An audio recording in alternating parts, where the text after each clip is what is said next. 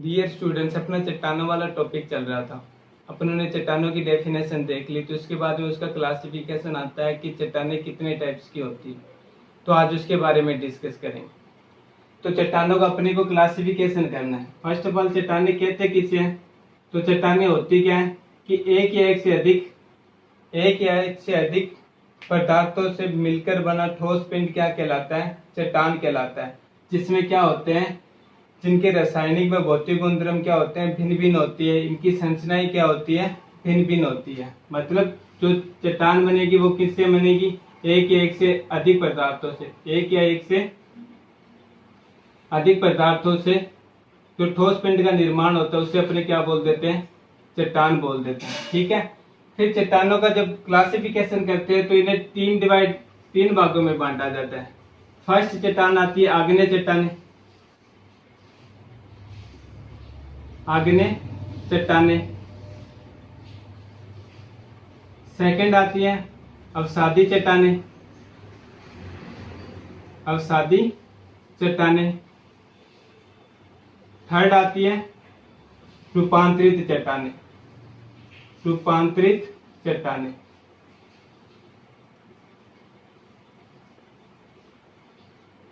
अब अग्नि चट्टानें किसे कहते हैं? अवसादी चट्टानें किसे कहते हैं? रूपांतरित चट्टानें किसे कहते हैं?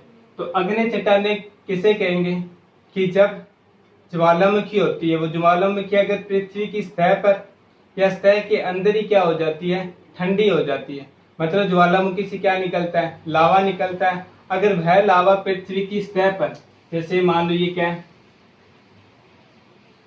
ज्वालामुखी है और ये अपनी क्या है? पृथ्वी का मंडल है, सतह है। अगर इससे जो निकला हुआ ज्वाला अगर पृथ्वी की सतह पर यानी सतह के अंदर ही या सतह के बाहर आकर क्या हो जाता है? ठंडा हो जाता है, तो उससे किसका निर्माण होता है? इन आग्नेय चट्टानों का निर्माण होता है। मतलब जो पृथ्वी की सतह के अंदर क्या होता है? पृथ्वी की सतह के अंदर अपने को पता है कि ज्वालामुखी बहुत ही पृथ्वी में पाई जाती है, अंदर भी पाई जाती है और ज्वालामुखी का विस्फोट बाहर भी होता है। अगर ज्वालामुखी का विस्फोट अंदर ही हो जाए और अंदर ही वो लावा क्या हो जाए? ठंडा हो जाए, तो ठंडा होने के बाद में वो जिस रूप में यानी ठोस अवस्था में कन्वर्ट होगा उसे अपने क्या बोल देंगे? अग्नि चट्टानें बोल देंगे। अगर बाहर यानी लावा बाहर निकल कर क्या होता है? ठंडा होता है, तब भी उसे क्या बोल देते हैं? अपने ठोस यानी अग्नि चट्टानें बोल देते हैं। यानी पृथ्वी के अंदर या बाहर जब ज्वालामुखी का लावा क्या होता है? ठंडा होता है, तो एक ठोस पदार्थ यानी एक ठोस पिंड का निर्माण होता है। उसे अपने क्या बोल देते हैं? अग्नि चट्टानें बोल देते हैं। मतलब अपने देख रहे हैं कि लावा या तो पृथ्वी के अंदर भी क्या हो सकता है? ठंडा हो सकता है, और पृथ्वी के बाहर भी क्या हो सकता है? ठंडा हो सकता है। तो इस टाइप से ये अग्नि चट्टानें भी दो टाइप से बन जाती है। एक तो आंतरिक अग्नि चट्टानें,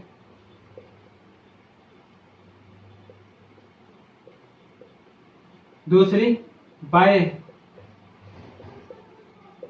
आग्नेय चट्टानें।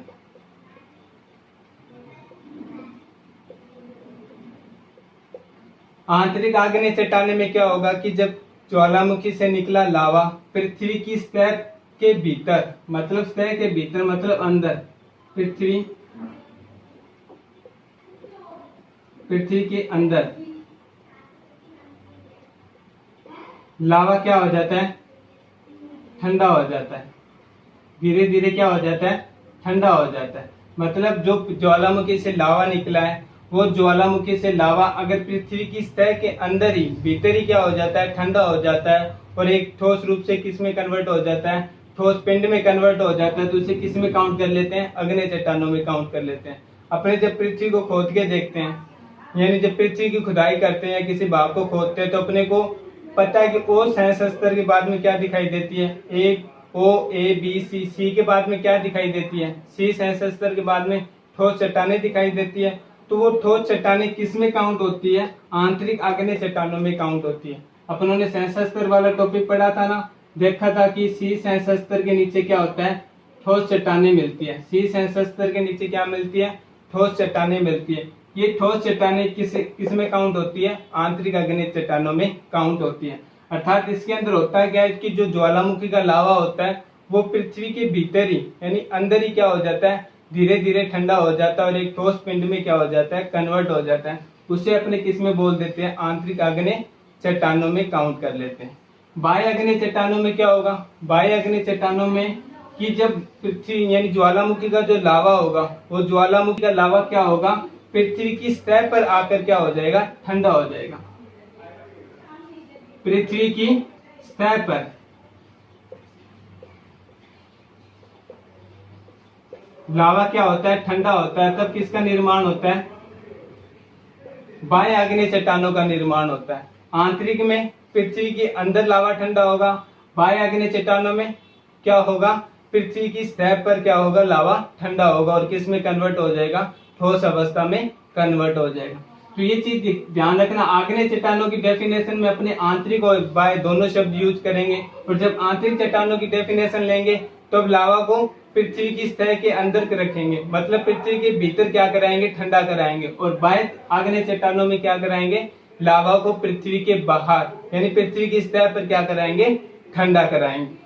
उसके बाद में कौन सा आता है, उसके बाद में आती है अपनी अवसादीय चट्टानें। देखते हैं अवसादीय चट्टानें से पहले एक और टॉपिक क्लियर कर लेते हैं कि आग्नेय चट्टानों को, ये तो उत्पत्ति के आधार पर क्या था, इनका वर्गीकरण था। उत्पत्ति के आधार पर क्या था, इनका वर्गीकरण था कि कैसे इनकी उत्पत्ति होती है।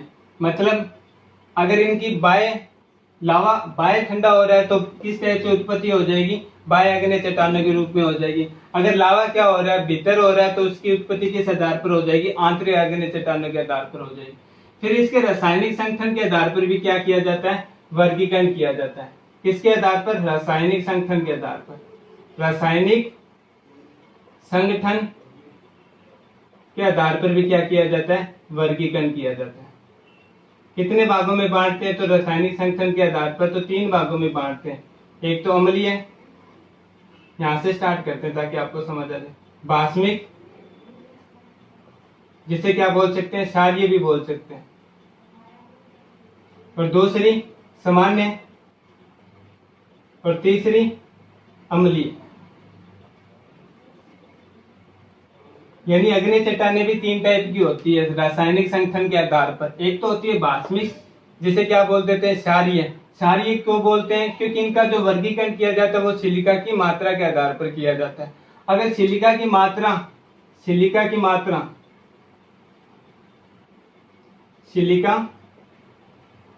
मात्रा अगर चट्टानों के अंदर कितनी है, 45 से 55% है, 45 से 55% है, तो उसे किस में काउंट कर लेंगे, बाष्मिक आग्नेय चट्टानों में क्या कर लेंगे, कन्वर्ट कर लेंगे। अगर सिलिका की मात्रा कितनी है, 55 से 65% है, तो उसे किस में काउंट कर लेंगे, सामान्य आग्नेय चट्टानों में क्या कर लेंगे, काउंट कर लेंगे। अगर सिलिका की मात्रा 65 से 85% है, तो उसे किस में काउंट कर लेंगे, अपने अम्लीय आग्नेय चट्टानों में काउंट कर लेंगे। आपसे पूछा जाएगा कि बाष्मिक आग्नेय चट्टानों में सिलिका की मात्रा कितनी होती है, क्षारीय आग्नेय चट्टानों में सिलिका की मात्रा कितनी होती है, या फिर अम्लीय आग्नेय चट्टानों में सिलिका की मात्रा कितनी होती है। तो आपको ध्यान रखना है कि क्षारीय में कितनी होती है, 45 से 55% होती है। सामान्य में कितनी होती है, 55 से 65% होती है। और अम्लीय में कितनी होती है, तो 65 से 85% होती है। इनके एग्जाम्पल भी पूछते हैं कि बाष्मिक आग्नेय चट्टानों के कोई 2 एग्जाम्पल दीजिए, तो वो एग्जाम्पल अपने बुक के अंदर लिखे हुए यहाँ पर आपको दिखाई देता है, तो आप लिख सकते हो। जिसे क्या बोल सकते हो, बेसाल्ट बोल सकते हो, या फिर बेसाल्ट के बाद में सैंडस्टोन भी बोल सकते हो, लाइमस्टोन। ये क्या होते हैं, बाष्मिक आग्नेय चट्टानों के एग्जाम्पल होते हैं। उसी प्रकार से सामान्य के होते हैं, एंडीसाइट होता है, टायरोराइड होता है, सिएनाइट होता है। उसी प्रकार से अम्लीय के होते हैं, ग्रेनाइट होता है और सैंडस्टोन होता है। ये क्या होते हैं, इनके चट्टानों के एग्जाम्पल होते हैं।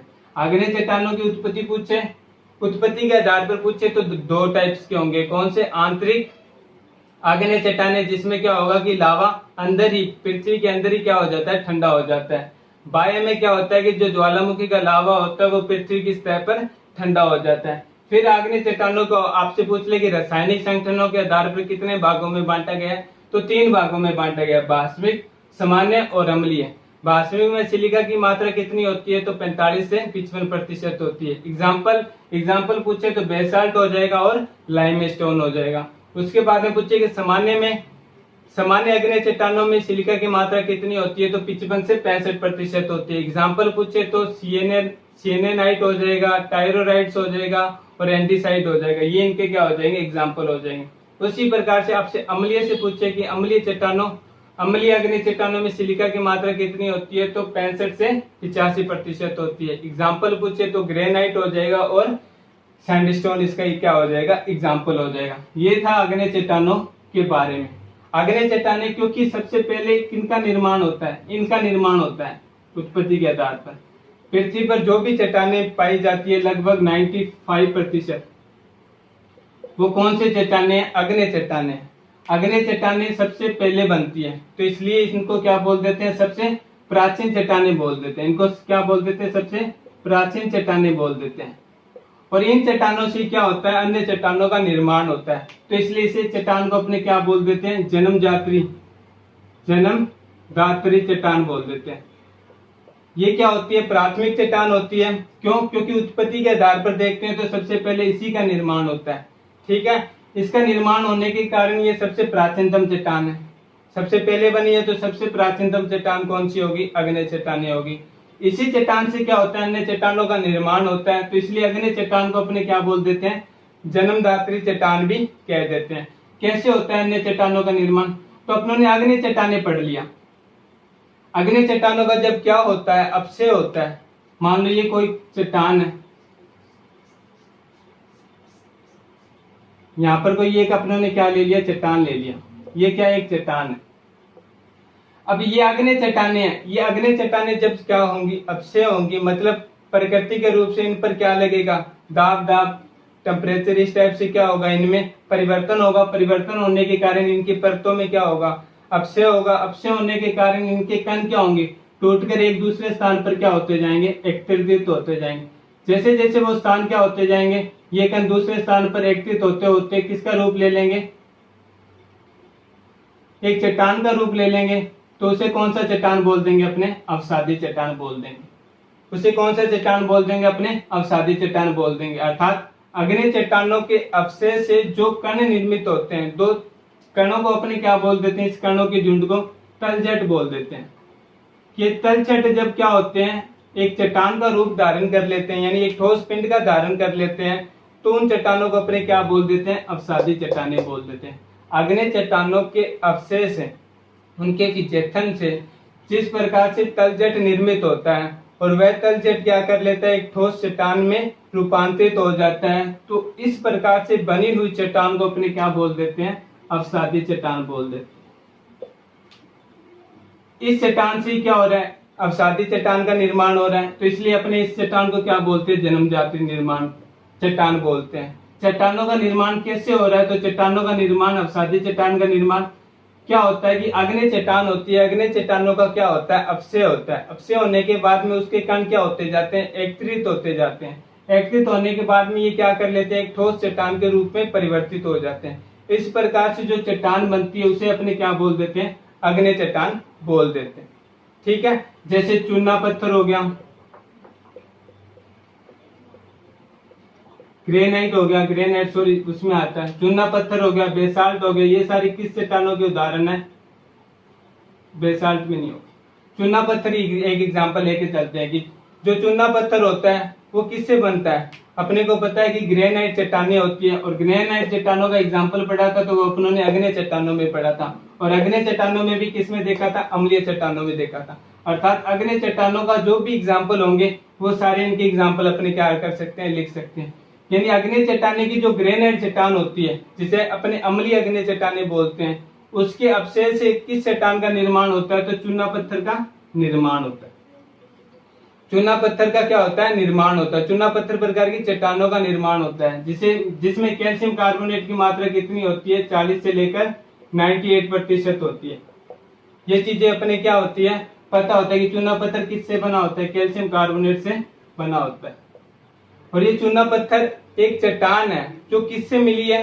यानी किसके अपक्षय से बनी है? तो ग्रेनाइट चट्टान का जब क्या हुआ है? अपक्षय हुआ और उसके तलछट क्या हो गए? एकत्रित होकर एक चट्टान का रूप क्या कर लिया उन्होंने, धारण कर लिया। तो इससे किसका निर्माण हुआ, चूना पत्थर चट्टान का निर्माण हुआ। ये चूना पत्थर चट्टान किस में काउंट की जाएगी, अवसादी चट्टान में काउंट की जाएगी। ठीक है, तो ये चीजें आप ध्यान रखना कि अवसादी चट्टान का निर्माण आग्नेय चट्टानों से होता है, इसलिए आग्नेय चट्टानों को क्या बोल देते हैं, जन्मजात्री चट्टान बोल देते हैं। फिर आती है रूपांतरित चट्टान, कि रूपांतरित चट्टान का निर्माण कैसे होता है। तो जो ये आग्नेय चट्टानें प्लस में अवसादी चट्टानें के रासायनिक गुणों में परिवर्तन कर कर किसका निर्माण किया जा सकता है, रूपांतरित चट्टान का निर्माण किया जा सकता है। मतलब आग्नेय चट्टानें व अवसादी चट्टानों के भौतिक व रासायनिक गुणों के परिवर्तन के फलस्वरूप जिन चट्टानों का निर्माण होता है उसे क्या बोल देते हैं, अपने रूपांतरित चट्टानें बोल देते हैं। ये परिवर्तन कैसे होता है, रासायनिक और भौतिक। तो ये परिवर्तन भी क्या होता है, प्राकृतिक रूप से होता है। मतलब डे बाय डे क्या होता जाता है, टेम्परेचर में परिवर्तन होता जाता है, जलवायु में परिवर्तन होता जाता है, मौसम में क्या होता जाता है, लाख सालों वर्षों तक परिवर्तन होता जाता है।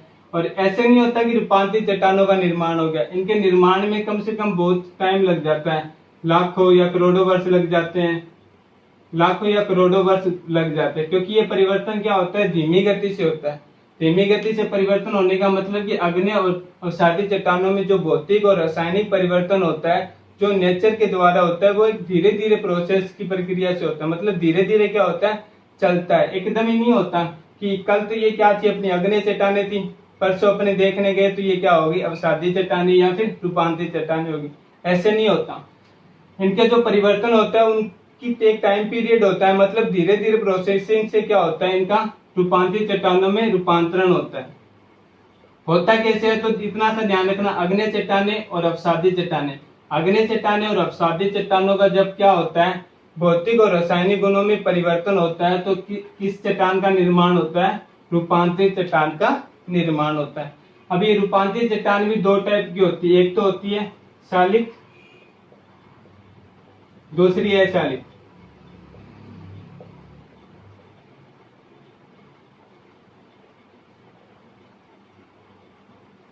ये दो टाइप की होती है रूपांतरित चट्टानें भी। ये अपने क्या कर लेंगे, बुक्स में देख लेंगे, कुछ नहीं है, इनका डिफरेंस दिया हुआ है कि इनमें क्या होता है, कणों का आकार छोटा होता है, मोटा होता है। इनमें क्या होती है, परतें क्या होती है, कम यानी परतें कम संकुचित होती है, उनमें क्या होती है, परतें ज्यादा संकुचित होती है। इस टाइप का इनमें क्या किया हुआ है, डिफरेंस किया। तो आग्नेय चट्टानें और अवसादी चट्टानों के रूपांतरण से किसका निर्माण हुआ है, आग्नेय चट्टानें और अवसादी चट्टानों के रूपांतरण से मतलब इनके भौतिक और रासायनिक गुणों में परिवर्तन से किसका निर्माण हुआ है, रूपांतरित चट्टान का निर्माण हुआ। ये चीजें अपने चट्टानों का वर्गीकरण में कंप्लीट होता है। चट्टानें तीन टाइप की होती है, आग्नेय, अवसादी और रूपांतरित। अवसादी को उत्पत्ति के आधार पर दो टाइप से बांट देते हैं, आंतरिक और बाह्य, और रासायनिक संगठन के आधार पर तीन भाग से बांट देते हैं। फिर अवसादी चट्टानें आग्नेय चट्टानों के तलजट जब क्या हो जाता है, एकत्रित होकर चट्टान का रूप धारण कर लेता है। रूपांतरित मतलब आग्नेय और अवसादी चट्टानें क्या हो जाती है, जब भौतिक और रासायनिक गुणों में परिवर्तन हो जाता है तो किसका निर्माण हो जाता है, रूपांतरित चट्टानों का निर्माण हो जाता है। तो यहाँ तक चट्टानों का क्लासिफिकेशन कंप्लीट होता है। उसके बाद में अपना टॉपिक आता है खनिज का। क्या खनिज किसे कहते हैं, खनिज किसे कहते हैं। तो खनिज की जब डेफिनेशन पढ़ते हैं तो ये क्या होता है, खनिज एक प्राकृतिक पदार्थ होता है, एक प्राकृतिक पदार्थ होता है।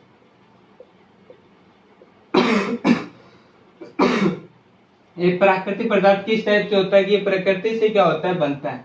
और ये प्राकृतिक पदार्थ होने के साथ साथ में ये क्या होता है, कार्बनिक प्लस में अकार्बनिक पदार्थों का क्या होता है, स्रोत होता है। पदार्थों का क्या होता है, स्रोत होता है। मतलब अगर कार्बनिक और अकार्बनिक अपने को क्या चाहिए, पदार्थ चाहिए, तो वो किससे मिलेंगे, खनिज से मिलेंगे। और खनिज क्या एक प्राकृतिक स्रोत है।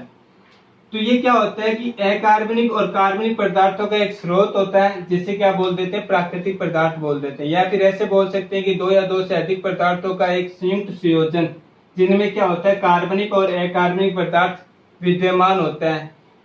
किस में पाया जाता है, खनिज में पाया जाता है। और इसे प्राप्त कैसे किया जाता है, तो भूगर्भ में क्या करते हैं, खुदाई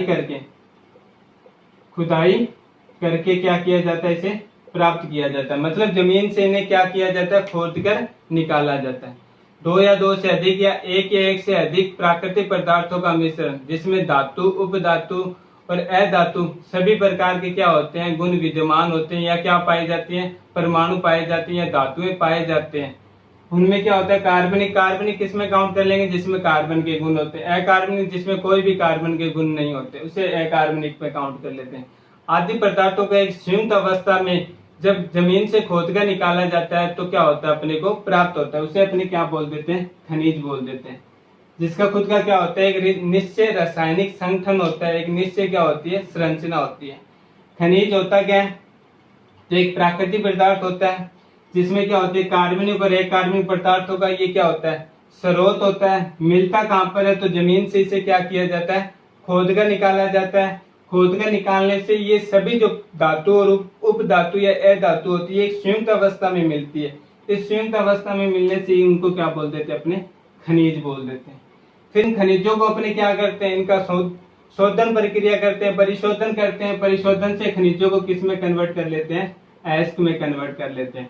और अयस्क का फिर क्या किया जाता है, शोधन किया जाता है और शोधन से अपने क्या प्राप्त कर लेते हैं, धातु प्राप्त कर लेते हैं, प्लस में अधातु प्राप्त कर लेते हैं। ये तो इनकी प्राप्त करने की प्रक्रिया थी। ठीक है, तो ये खनिज की क्या होती है, डेफिनेशन होती है कि एक प्राकृतिक पदार्थ होता है जिसमें कार्बनिक और अकार्बनिक पदार्थों क्या पाए जाते हैं, का स्रोत पाया जाता है। अर्थात कार्बनिक और अकार्बनिक पदार्थ क्या होते हैं, इसमें विद्यमान होते हैं। इसे भूमि से क्या होता है, खोद कर निकाला जाता है।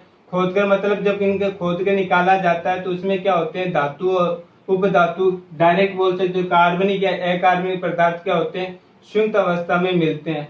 संयुक्त अवस्था में मिलने के बाद में इन्हें क्या किया जाता है, इनका परिशोधन किया जाता है। परिशोधन से क्या होता है, अयस्क में कन्वर्ट होता है। अयस्क का फिर क्या करते हैं, सांद्रण करते हैं।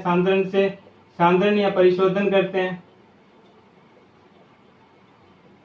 तो अपने को क्या प्राप्त हो जाती है, धातु प्राप्त हो जाती है या अधातु प्राप्त हो जाती है, जो भी उसमें क्या है, विद्यमान है।